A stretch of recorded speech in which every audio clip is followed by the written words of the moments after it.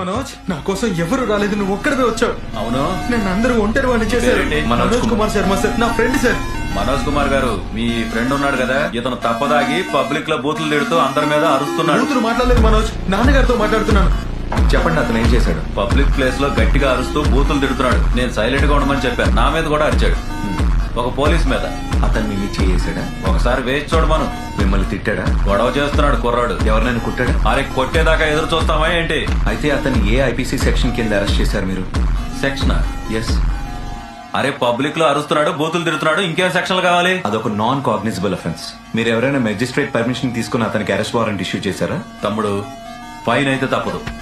ఇప్పుడు నువ్వు అడుగుతున్నావు చూడు, అది ఫైన్ కాదు, లంచం. ఈ రోజే నా మెయిన్స్ క్లియర్ అయింది. 1 month లో ఇంటర్వ్యూ ఉంది. ఐపీఎస్ అయిన వెంటనే నేను చేసే మొదటి సంతకం నీ సస్పెన్షన్ లెటర్ మీదే ఉంటుంది, అది గుర్తుపెట్టుకో.